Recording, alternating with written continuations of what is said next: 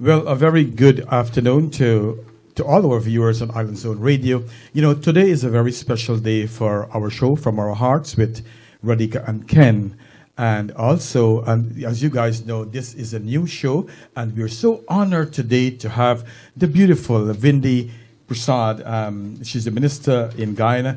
And I'm going to ask my co-host Radhika to do a brief introduction on Dr. Hello, viewers. Hello, how is everybody doing? Okay, today it's an honor to have with us here the Honorable Dr. Vindhya Persaud. She's affectionately known by all by the name Vindhya. Everybody knows Vindhya, right? We are celebrating the women in March, and it's such an honor to have such a beautiful person here, a woman, to end our month of March. Absolutely. Show. It's the cherry on top of the pie. That's right. We'll enjoy that. So Dr. Vindhya, she is one woman, but she wears many hats, right? She is the Minister of Human Services and Social Security. She also has the Dr. Vindhya Persaud Clinic, right? And she also volunteers and coordinates the Guyana Hindu Dharmic Sabha Health Center. She's a member of Parliament, the president of the Guyana Hindu Dharmic Sabha, TV host and radio program, Sanskar is the radio program, a motivational speaker, director and choreographer of the Naya Zamana Dance Drama Group, editor and contributing writer of Horizon Magazine. That's a heritage magazine. And we want to welcome you here today. And we want to thank you from the bottom of our hearts, from Ken and myself and all the Guyanese for all that you are doing in our beloved Guyana. Thank you so very much. So, you know, I don't think that you probably heard our brown sugar here. But my name is Ken. Before I'm a nurse, I'm a trained nurse in Guyana, but I migrated to the United States about 30 years ago. But my heart is still in Guyana, and I want to tell you this because I really, myself and my co-host, would like to continue to do work in Guyana. So 2 years ago, I went back to Guyana and I held a debating competition on why suicide, why people killing themselves in Guyana. And as a psych nurse here in New York, it's always bothering me. What can I do? And so there is so many things. So our hearts, both of our hearts, is in Guyana. We want you to know that we are going to support you.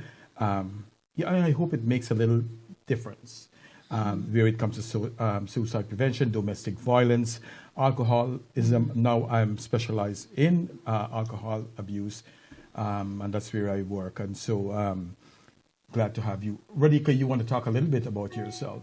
Yeah, well, I left Guyana in 1974. I went over, lived like 22 years in Venezuela before migrating here to the U.S.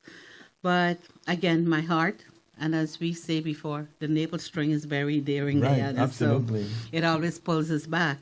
I am the treasurer of the Nirvana Humanitarian Foundation here in USA, and we have a branch on the west coast of Demerara. And we do senior center, senior programs and food distributions, etc. And on behalf of the Nirvana Humanitarian Foundation, I want to extend to you that whatever programs that you're doing and we can be of help to you from here, from the U.S. and from Guyana, we are on board with you. Just let us know. All right? So tell us a little bit about yourself.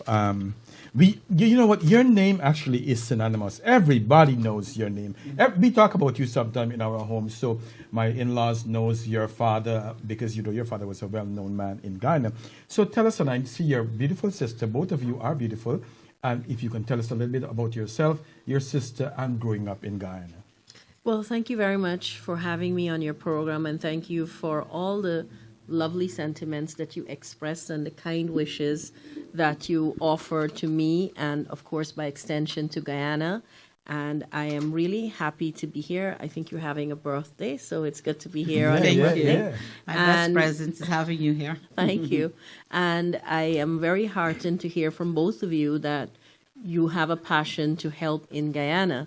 And that is exactly what we like to hear when we think of the wider diaspora and people wanting to contribute their expertise, their volunteerism back to programs in Guyana and, of course, in various communities. Growing up in Guyana and being exposed to volunteerism from a very early age through watching my parents, I think would have influenced me heavily. In fact, it would have influenced myself and my siblings, because wherever we are very much involved in humanitarian work. We are very involved in community work. And that would have commenced a long time ago, before I am where I am or where they are. And so, in addition to service, we follow that motto of the Guyana Hindu Dharmic Sabha: action thy duty, reward not thy concern. My sister and I are very much involved in the cultural aspect of things in Guyana, and she's the other half of the duo that would put Naya Zamana together. Naya Zamana has been a household name in Guyana for over 2 decades, and she is the one that brings the sets, the costumes, and I do the choreography, direction, script writing. So it's a perfect combination. While we both would have had our full professions going, she's an attorney at law, and of course I'm in the medical profession. And while we would have both given much of our lives to our professions, we're very much conscious of the need to contribute back to society and to people. So I would say that would have been the signature of who we are as people. And looking back, I think my parents, both of them, would have meaningfully impacted on the lives of so many people across the country. My father is an icon, but many people don't know of my mother, who would have changed the lives of many women, help them in technical, vocational training, upskilling, creating leaders among women, and at her time, heading the Mahila Mandali, the women's arm of the Guyana Hindu Dharmic Sabha, starting novel programs like Bachoka Satsang, and being the brain behind Kalautsa, or Festival of Art.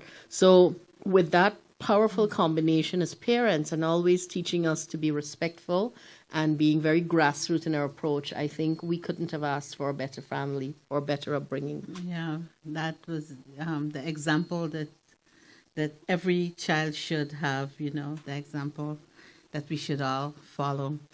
I was honored to be at one of the Naya Zamana dance event. It was a highlight of one of my trips to Guyana.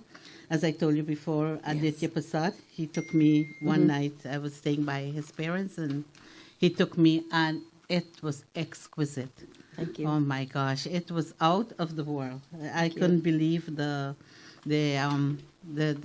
talent of so many beautiful dancers, the costumes and everything. And I am on stage here, but I was wowed. Very much wowed. And that's a lot of the work we do at the Dharmic Kendra. I've been voluntarily teaching, like my sister, at our Dharmic Kendra. The classes are free of cost, and we have taught young people from across the country. Many of them are here. So when we did hold Naya Zamana in New York, we did have the participation of those who are here, and also young people who are American-born with Guyanese roots. Right. And they merged with us to be part of Naya Zamana. So I've always found culture is a very unifying thing, and we have never hesitated to open the doors of the Kendra and to Naya Zamana to young people. So I'm glad you had that good experience. I had a wonderful experience, yes. So we going on to... So, how do you manage to do, before you came, myself and my co-hosts were talking, and I says, how do she manage all of this? How do you manage? I think it's effective time management. And growing up, we were given the perfect examples of our parents, because like I am now, I watched my father do this forever. And it really brought home to us in 24 hours, how do you make an impact in everything that you do? And you have to love what you do and be passionate about it. So that's what drives me. So I would say, in addition to the inspiration and the influence, I would say Bhagwan's blessings and my parents' blessings, and really wanting to change circumstances of people who are in difficult circumstances, and wanting to ensure that dharma and culture are promoted, sustained, and preserved, and also wanting to have platforms for people to share their perspectives, their opinions, giving young people a chance to experience what life has to offer, and opening the doors for more young people to be actively involved in everything I do. Those are some of the things that would have driven me. And more than anything else, I think it's a deep love for my country, and always wanting to ensure that my country is placed on the international stage, not only visibly, but with excellence as its hallmark, because many times people are not aware of the significant progress in Guyana, and also of how Guyana has grown and where we have managed to take certain things. For example, before getting into this position as a Minister of Government, Guyana Hindu Dharmic Sabha is known for iconic events like the Diwali motorcade that is not replicated anywhere. People would have started it, but the level of presentation that we have, and the wide participation, and the excellent inclusion of Guyanese from across the country, where thousands of people literally come together for this. Guyana is known for that. And then Naya Zamana, again, the level of production that we do. And if we look at Holi, or we look at Kala Utsav, those are things that you want to make sure that are done to such a standard that it could be the kind of model that other countries look at it and say, this is Guyanese. And it's that same thing that I've brought with me as a minister, because I believe that there's so much Guyana has to offer to the world, and the world is now seeing it, because we're becoming, I would say, a trending country right now. We're trending. Exactly. Absolutely. We are on the map for a lot of things. Are these projects open to only in the capital, or is it open to the rural No, areas? well, as I wear hats now, in fact, Naya Zamana is open to all young people, and we have people who would have come from Berbice, Essequibo, some people from Soesdijk. It doesn't matter. It's open to everyone. The classes are free. So you come, you're taught. Free of cost, you're involved. And all of, like, Kala Utsav, we have over 300 young people participating in Kala Utsav from Berbice, Essequibo, and all of the Demararas. And they do that in Ramayan chanting, kirtan, dance, music, and singing. And that has been a tradition over 25 years. And you've seen some of the most exceptional artists come here, and you have them. You have Purnash, who started off at Kala Utsav as a 10, 11-year-old boy. There's Vaishali here, there's Arti Sukai here, and then there are the well-known names back home. If you think of Pandit Jagmohan, you think of a Pandit, but he was also in Kala Utsav. So it's open to everyone. And similarly, when you consider the work being done at the ministry, it is done in all of the regions. Every one of our programs would be considered a regional program, and some that are new, we are now taking them to the regions. Like, I just am preparing to head to Region 2 to take a very, very good program called We Lift, which we launched last year in the capital. And this was allowing women to be showcased and highlighted. We had 75 women own businesses last year. This year we had over 150 businesses. And so we're taking that initiative to Region 2. So women are on board, and women are getting exposure, and we are being able to give them opportunities to grow, sustain, develop businesses. And from Region 2, we plan to go to other regions. And it is important to do that, actually, because not only are people being aware of the programs, but we are making the wider country and beyond the borders being very much aware of what Guyanese are doing. And it's important, if we are really going to network, utilize ICT, and also ensure that we have a really secure place on the international scene. That's good. Wonderful, And you are a great example of that. You are very articulate. You want to go.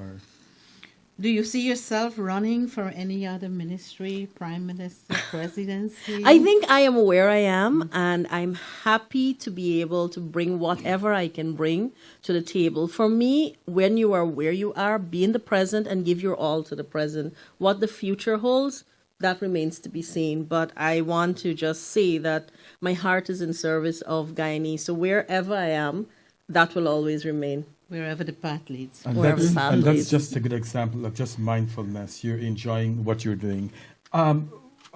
Before we get to the serious questions, what's the best advice that your mom and your dad, especially your mom, give you? Well, I believe she has always told me to be straightforward and frank in all of my dealings with people, to be respectful of everyone, irrespective of where they are. And whatever I do, I grew up hearing, if you're going to do it well or don't do it at all. And she would say to us all the time, and she will still say it, when you go out there, always conduct yourself with dignity, because character is everything. Amen. Exactly. Yes. We like our show to be not too professional, to be nice, still be a little professional. So I add a little thing. You want to? Yes. About domestic violence. Recently, somebody reached out to us, Ken, right? And we recommended that they get in touch with your office, if you remember, a few weeks ago, to get in contact with your office for help. What is being done? What is being done right now to minimize this domestic violence affair? How can they get help? Who do they contact? So domestic violence has been in existence before all of us. Right. It is perhaps getting more visibility now because of the advent of social media, the opportunities to report, and perhaps people are becoming more open to speaking on domestic violence. We have seen some of the worst spates of domestic violence during the heavily influenced COVID-19 pandemic, if I put it that way. We saw so many women being hurt and brutalized. But very early, getting into the ministry in August of 2020, we began working on a 24-hour toll-free hotline. I heard about that. Yeah. That has been launched, and from the initial phase of launching, we had about 300 calls. Now we get well over 2,000 calls. And so the awareness is growing. So programs like these are excellent platforms for promoting 914. 914 is good, not only because it's 24 hours, it's toll-free, and we have bilingual operators. 914 is good because when people call us, and if they're in an immediate crisis, let's say they're being abused or they're in a domestic violent space right then, we actually call the police. We have an arrangement where we can get the police to intervene. We can offer them counseling. We can offer them shelters. We can offer them so many different services. So that's all through calling 914. It is not only confined to domestic violence, but to dealing with child abuse and elderly abuse as well. And the important thing is to use technology. ICT has linked the world, especially in a COVID-19 pandemic when people were very disconnected because of social distancing. So very recently, we were able to launch the iMatter app. This is an app dedicated to gender-based violence. It has a panic button, and that panic button links directly to the 914 hotline. It also has resources that could be considered age-appropriate, gender-sensitive, and regionally direct on the app so that people have access to all of our resources. So talk about it a lot when you're on your programs because people would have messaged to ask what is it that's available, and I would have said, just let them call 914. Yes, I know you want me to intervene, and I will follow up too, but call 914. And they have all come back to me and said that they had good responses. And so it is not on its own. We back that up or we complement it through our Survivors Advocates program, which is providing a person, if the individual who experienced domestic violence needs someone to guide them through the process, we provide that through our Survivors Advocates program. We provide a survival kit that is available to people if they want to leave home now and they have to run with just the clothing on their back. Then we also provide shelter, either through state shelter or partnership shelter for people. We're going to expand that program so we have more shelters in our regions. In addition to all of that, I recently inked an MOU with the Guyana Bar Association. So in addition to legal aid that provides the same service, we're going to offer 500 persons who are experiencing domestic violence access to free legal support through the Guyana Bar Association in a year. And if I have my way, and the Bar Association being very enthused about it, it might be way more than 500 cases. Then we've worked with the Guyana Police Force on an initiative that I was very passionate about, which is the Cop Squad 2000 initiative, to ensure that police are engaged, trained to be more professional, more responsive, and also more accountable to public. So that's a program that would have targeted 2,000 persons. But in my meetings with the Minister of Home Affairs and the Commission of the Guyana Police Force, they've asked me to train everyone. So I said, let's get 2,000 done. And let's get the program a very responsive one where people start to have confidence in the system of reporting. Absolutely. And then we can, expand it further. So when I go back, I think there are about 600 more policemen who will graduate. They have been continually trained. Police are also being trained in trafficking in persons, which falls under this ministry. Guyana has managed to maintain the Tier 1 status for 2 years. And so we are working on that and working on that front as well. We launched the 592 Stop program. Where we launched it was in Region 7 to bring awareness to trafficking in persons, how people can get help, and why it has an impact on the lives of people. It's modern-day slavery. And in addition to all of that, I also launched at the Parliament buildings on the outside, but at a level where people would have been involved and would have taken notice with support from the cabinet and also the diplomatic community, the Community Advocates Network, which allows the public now to participate in this battle against domestic violence, bringing their skills on board, bringing their voices on board, and ensuring that there's public buy-in to the fight against domestic violence. So I think that's a mouthful, but there are so many more things that are happening. But it's good. Like from 300, you jump to 2,000, which means that the women are the victim. The victim is taking this into account and seeking the help that they need. Before, a lot of them used to be afraid of taking any steps. Well, there is fear, and that is a culture that we have to change. But I am more interested in changing society's perspective and response to violence. We have to remove the stigma so that people do not feel that they are labeled because they report, or they do not feel they're ostracized because they failed in some way and it's their fault. So it has to start from families and how they respond to the initial conversation that someone in their home would have been experiencing violence. And we need to get away from this thing where people are put out of families, excluded from families, because there is this perception that if you complain, you are in some way not in line with your family's principles or your cultural beliefs. We need to react and act initially, because what bothers me deeply is when I read the media reports and that last paragraph that says, well, it happened 10 years ago. Well, she may have reported it, but she pulled back.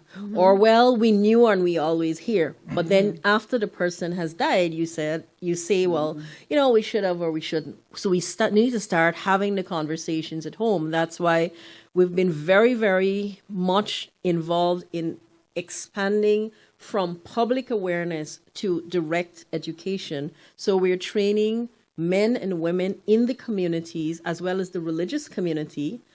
There's a group that's attached to the ministry called the Support and Heal Network, which brings 32 faith-based organizations together. We've trained them as trainers, and they're going out there and training people in conflict resolution, anger management, and we as the ministry are doing that and focusing heavily on men, because anger is a normal reaction, but when it gets out of control, it can spiral into violence. And how do you deal with conflict at home? How do you deal with conflict in a community? So that's some of the work we're doing. Soon you will be seeing we're rolling out the Foundations program, the Batterers program, focusing on men and boys so we can deal with prevention, intervention, and responsiveness. And in addition to all of that, Guyana signed on to the Spotlight Initiative, which is EU funded and UN managed and spearheaded by the Ministry of Human Services. So under that initiative, there are 6 pillars, which deals with, each one will deal with a specific thing. One deals with data collection, which will guide policy. Another deals with strengthening of shock responsive or safety nets that fall under the ministry. and another yet deals with how we can strengthen or expand or create new services. So we'll be looking at mobile units that can go into the hinterland and remote areas to offer GBV services. There'll be another big initiative called the Hope and Justice Center that brings all of the services under one roof, and it's decentralized. And then there is the one-stop shop model that will be put into operation in these centers. So there are lots and lots of programs, initiatives, and policies. I'm also looking at legislation, how we can modernize and review existent legislation. The Sexual Offences Act was there in 2010. So we're looking at that and seeing where the loopholes and gaps are. We're also looking at the Domestic Violence Act, which was in 1990s, because now domestic violence has expanded to include newer forms of violence that can be categorized as family violence. And then we're also looking at putting together new legislation on harassment. So there are lots of things in the pipeline, lots of work that's happening.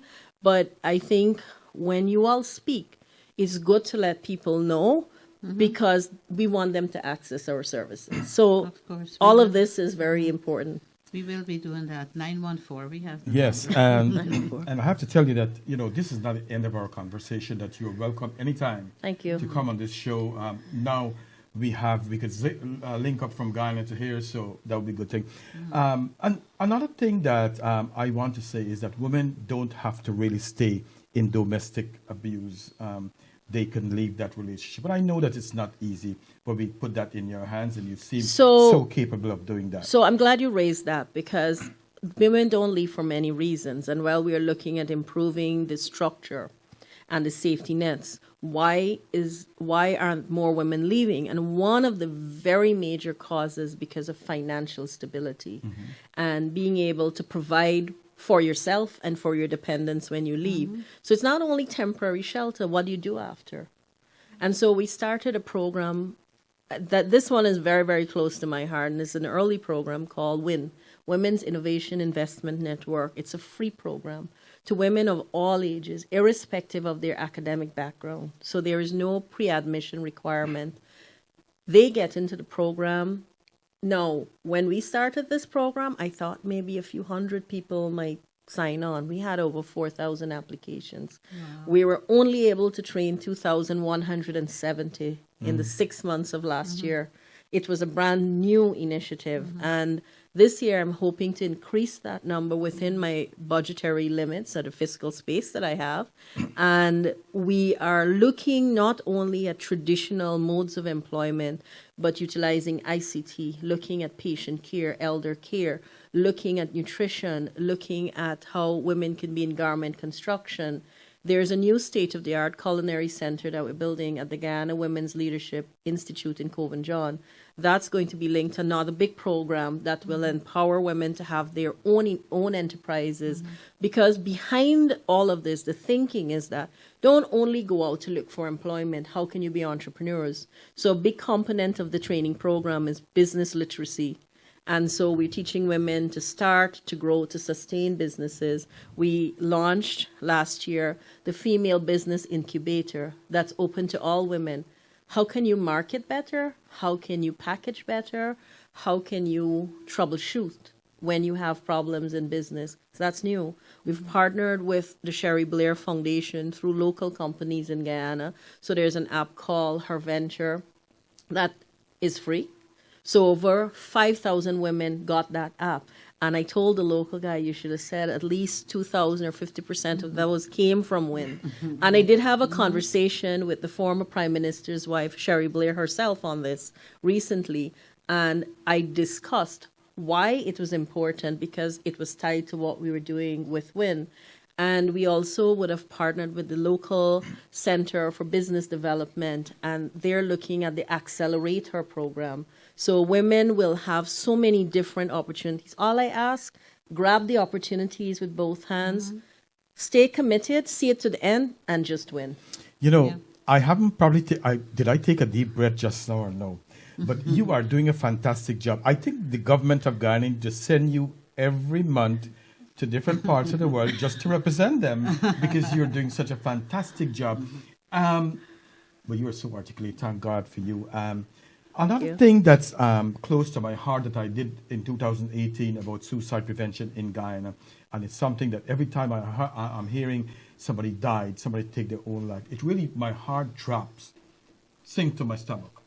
I'm going to ask you, what plan in place does the government of Guyana has to help these people who are feeling hopeless, who feel that they can't manage no more? And I'm sure that when I, listen to you, I believe that, and I'd like to say this, you give me hope. And I'm sure that you give other young people hope in Guyana. And I really mean that from the bottom of my heart. You. And, Hope like and I the light said, at the end of the tunnel. right. And so Guyana has a bright future. When I listen to all that you were saying, I'm paying keen attention. Let's go to suicide prevention. What plan in place do you have to help those who feel hopeless, who feel, I don't have a life, I can't deal with this no more? So the background to suicide in Guyana was that we were 1 and then 2 in the world. Right, right. And we were known for certain hot spots in Guyana where people were gravitating towards suicide. Suicide cannot be fixed quickly. It happens around the world. There are many triggers, and one of the underlying causes, I would say, is mental health issues. Right. So Guyana has been looking squarely at mental health. There's a mental health unit. I met the team. There's a young team that's now in place who will be working along through the Ministry of Health with many of the ministries, including the one I head. And we're looking at programs where we can collaborate. We're starting with the institutional care that falls under the ministry, where these persons from the mental health unit can help me with persons who are involved in substance abuse, alcohol, and they will also be looking at those who have organic mental health issues. Depression is a very, very serious problem. It's not recognized, it's underdiagnosed, it's misdiagnosed. And these are issues that perhaps in our country, in our culture, people have never really been comfortable speaking about. People have not really opted to go out there and get help because it's so stigmatized, and that has to change, and we are looking at how those things can change. In 2016, there was an escalation of cases of suicide. At that time in Parliament, we were in opposition, and I did pilot a motion that spoke towards decriminalizing suicide. It was voted down, and there was no good reason to vote that down. And in that piece of that could have been legislation, and it's something that I felt we really lapsed on, because 2016 to now, that could have been in place. And there were so many recommendations on how to keep people safe. The gatekeepers program, how people have access to poisons, how should you store them, when you purchase, what are the protocols? There's good legislation looking at enforcement. How do you have more access to counselors in school? There were a number of recommendations, with the end point being to decriminalize suicide. We're still one of those countries that would still criminalize suicide. No one has been prosecuted, and while people would have completed the act, there are still people who attempt suicide, and you have to get to them, because we well know that if you have one attempt, you will have multiple attempts, and then you have to look at the family dynamics to see if suicide was prevalent in the family, and you know this from your work. Yeah. So back to now, there are 2 new pieces of legislation that will be brought by the current Minister of Health, one specific to suicide and the other one specific to mental health. So legislation and policy, strengthening of the mental health unit. The suicide hotline exists, and I know there is going to be work to improve that.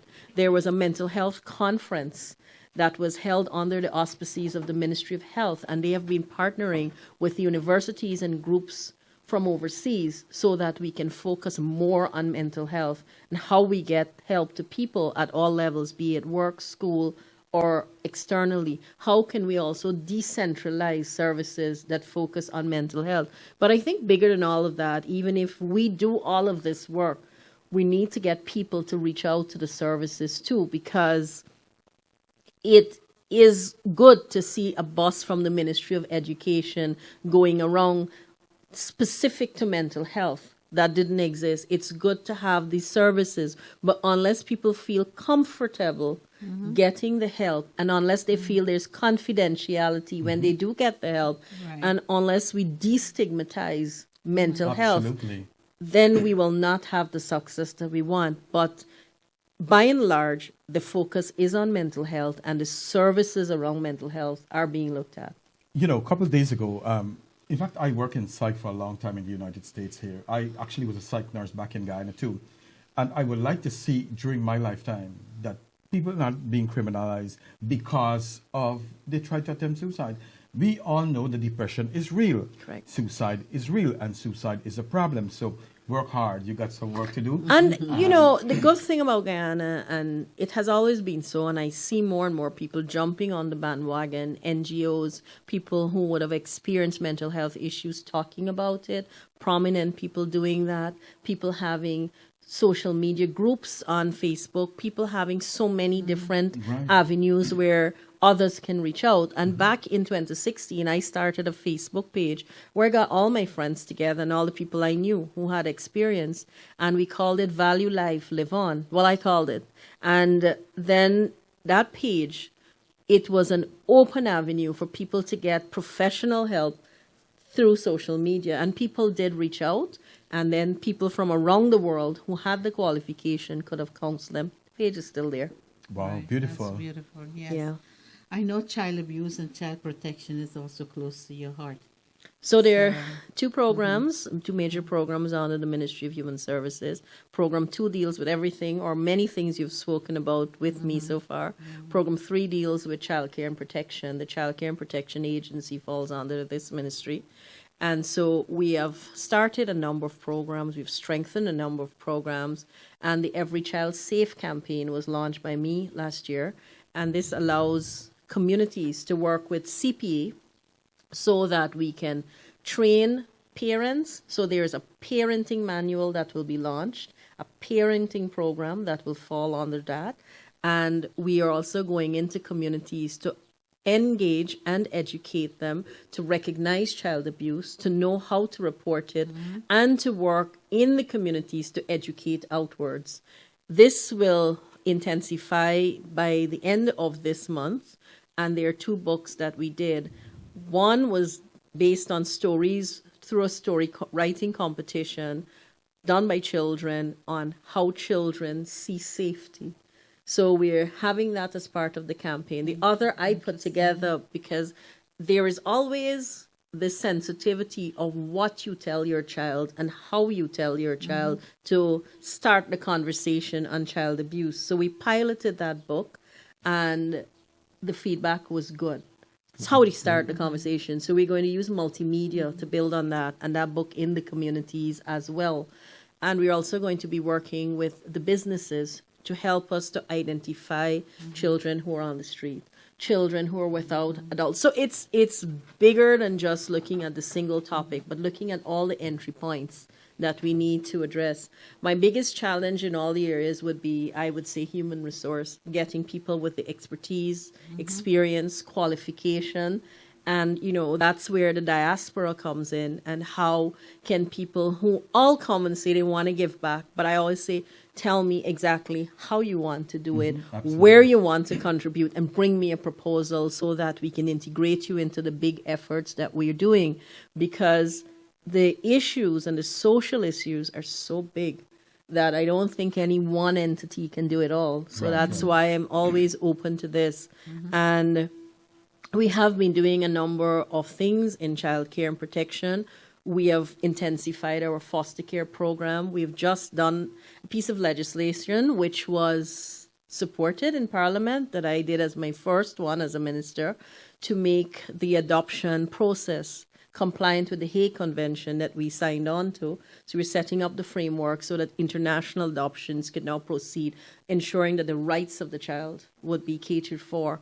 And with that would come all the other aspects, and we are also looking at how we can have more programs that are child-friendly, where children could be aware of abuse and be aware of inappropriateness of things like touching and, you know, at an age sensitive and appropriate level. So we're working very closely too with UNICEF on a lot of these areas. And I believe that as we go forward, it will be too early in a month or two to say we've solved the problem. We have to get the programs out there, get people involved, and then 3 to 6 months we monitor and see the impact that it would have made so we can improve. Good. The good thing that I've heard that a lot of people, Guyanese, returning back home, they usually go and contribute to the orphanages. Through Nirvana, we have done that several times. The one in Berbice, there's one in Albion, and then at CI and the.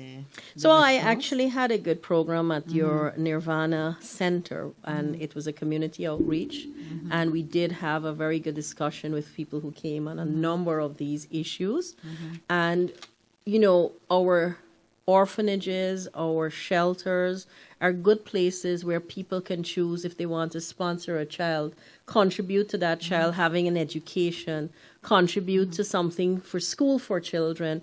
And, it's not just a one-off. Sometimes people do a one-off. But I think a long-term approach. Take another child into your family from a distance where you say, look, I'll support someone there.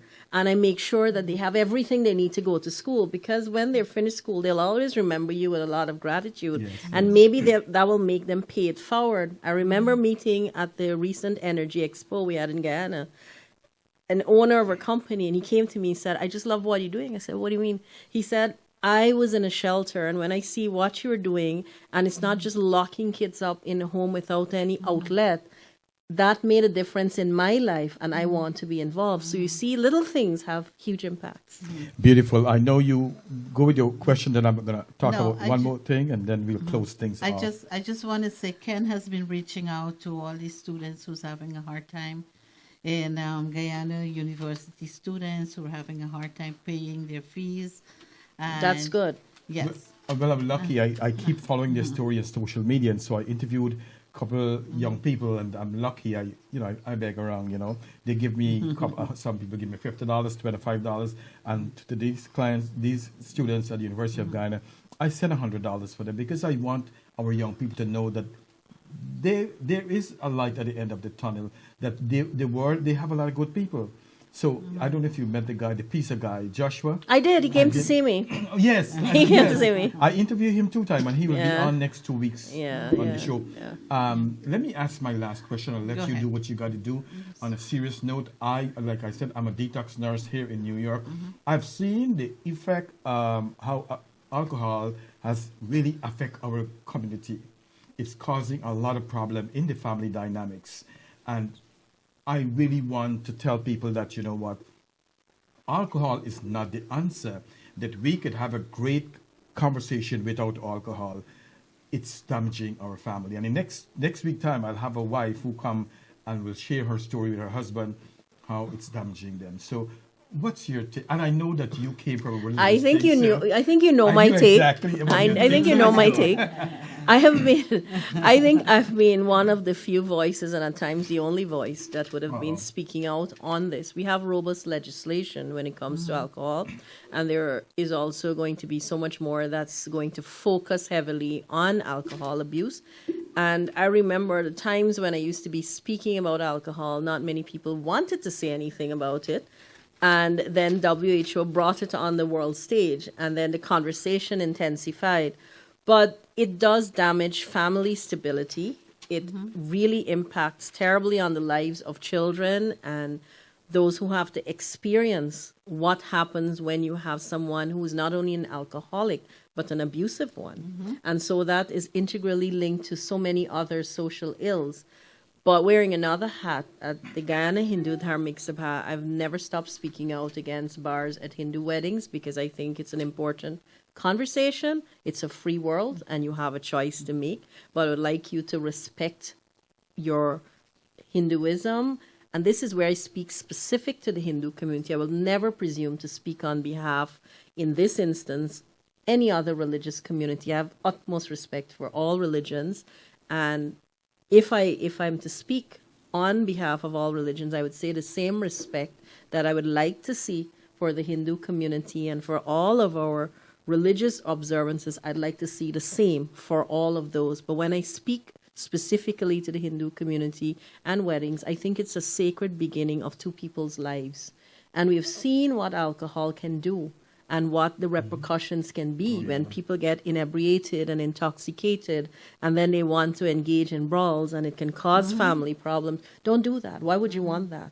What you do after is entirely your business. But when you have this spiritual, religious aspect of your wedding, respect what you are doing and who you are and what it is, because you would have prepared your hearts and your homes for this particular event in your life, from your matikor to your pujas and everything that precede this important aspect. So spend the time on that aspect and make sure everything that you do is done in such a pristine form that it maintains the sanctity of what you're engaging in. So for me, parents should speak with children, and vice versa. The two people should speak to each other and say to the barat, we don't want alcohol at our wedding. What we do after, we'll do. But at this point, let's do it the right way. And secondly, the Guyana Hindu Dharmic Sabha has a strict no alcohol policy in its constitution. So our pundits know the policy. They don't do weddings once there's alcohol. And we have some well-known pundits who would not, and they're known, like Pandit Jagmohan, and quite a few of our younger pundits in Berbice and West Berbice.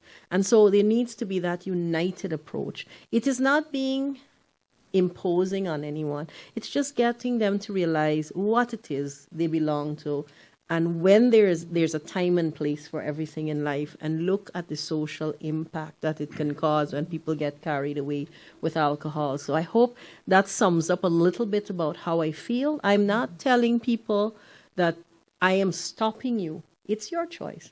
But there are other things too. When you go into a car and you're drunk, you can have accidents from that. And these are things that we have to take a very hard look at. You can not only harm yourself, but you can kill someone else. And look at what would have happened in recent cases in Guyana. I don't know. I mean, you are devastating families with when there is a loss of one or two. When you are irresponsible, drinking and going behind the wheel. I also have a very strong opinion on minors. Right. Our laws are very clear. You should not be selling alcohol to minors. And I see people sending their children to buy alcohol for them. That's wrong. That's a no-no in my book. And then when you have events, and I'm unapologetic about what I'm saying here. When you have ad hoc events, you want to hold something, do not sell alcohol to young people. Do not. It's against the law. The law does not specify ad hoc events. We've been going through this. And I've gone through the law because we are looking at it in the Social Sector Committee in Parliament, and looking at how our religious days could be dry days across the board, but in consultation with every religious community on what they want. But at the end of the day, the important thing in all of this is, while people want to have a social experience, they must know of the impact socially on families and on communities, and I will not hesitate to say on their own health. Because as a doctor, I see patients who would have issues from alcohol abuse or excessive alcohol consumption. Fertility is a big issue. So these are conversations people must go into, whatever they're doing, in a very informed way. But the culture has to start at home. Is it something, and I'm not going to answer the question, is it something that families would have cultivated in their homes? Is it something they would have been very permissive about? And now that there's a problem, what do you do? So we have our final question, then I'll close on the alcohol. You said there the laws that alcohol shouldn't be sold to minors. Now, if the bar owner or whoever is selling this liquor, are they penalized? Would they be fined? The laws, if they are, the laws permit that. The laws permit that, and I know we will be looking at the laws too. And those are not areas I would want to spend a lot of time on right now, because those are very big discussions. But the laws are there with penalties for people, and they're very clear. You can sell, but people cannot consume on the premises. You can sell and people can consume on the premises. You can sell, but you can only sell this. So the laws are very specific in their provisions of what you can and you can't do. Right. All right. Yeah, that's the question. So here it is. I always like to get the last say and to That say sounds like a something loaded nice thing. question, but It's, okay. No, it's not a loaded question, but it is loaded. So I want to take this opportunity to say thank you to Dr. Vindhya Persaud for coming on this show. It's such an honor to have you on. We are two young people now starting our show. Our show is very young. It's about only a couple of months now, but my show have been on for a long time, and I started with suicide prevention in Guyana. So thank you so much for all that you're doing, and happy birthday to our brown sugar girl. As you know, she's an actress in over here. To our friend Gypsy, thank you very much for arranging this interview. It is such a beautiful thing. I have to stay closer to you, Gypsy. Yes. I have to keep holding your hands so you can help me with this. Yes. And we have a full room with audience here. To your sister, thank you very much for coming and accompanying your sister. We would love to interview you sometime down the line. Excuse me. And I forget the young lady that's next. What's your name again? Nira. Nira is Consulate here of Guyana. Oh, she's from the Consulate of Guyana. I also have to keep my eyes on her and keep her hands close by so we could know if we need any help or we need to interview. I want to tell you this, that I am very strong with some of the strongest thing in Guyana, accidents in Guyana. In fact, I'll be heading to Guyana during Nurses Week, and I want to get a Georgetown Hospital School of Nurses, the student nurses, so we can talk a little bit. I will give them the option. We talk about accidents in Guyana or domestic violence, because I've already done suicide prevention. So I'll be heading there soon. So I would love to get your support, and know that the Ken Persaud Show, and from our hearts with Radhika and Ken, that we would love for you to use our platform to talk about this. Well, thank you very much for having me here today, and I'm always available to share on whatever is happening in Guyana. And because I understand that when I share, you will also share further. Yes. And so I believe more persons who are aware of what is happening and where the avenues of support and help are, they will be able to access them, because a big part of the success of anything you do is ensuring there is accessibility. And I want to thank you for giving me the opportunity to share what we're doing and maybe some of my own perspectives, and also to you for the work that you're doing in Guyana. And I think a lot of that work sometimes would have to be done in community so people understand what choices can have in terms of the repercussions and impact on their own lives, and engaging people and letting them know some of the information that's out there and some of the support avenues that are out there will always be useful to any program that any one of us would be doing. So all the best on your trip. And if you're working with the nurses, always a terrific bunch in Guyana that work above and beyond. And, we recognize them for the work that they would have done through the COVID-19 pandemic from Sunday to Sunday, because as a country, Guyana was impressive in its response to COVID-19. Beautiful. Again, thank you very much. You have demonstrated the best out of Guyana, and you're doing such a fantastic job. And good luck. Enjoy your rest of your day. Thank you very And the rest much. of time here. Thank you very much, and thank you to both of you. Thank you. Thank you so very much. My best birthday present so far. All right.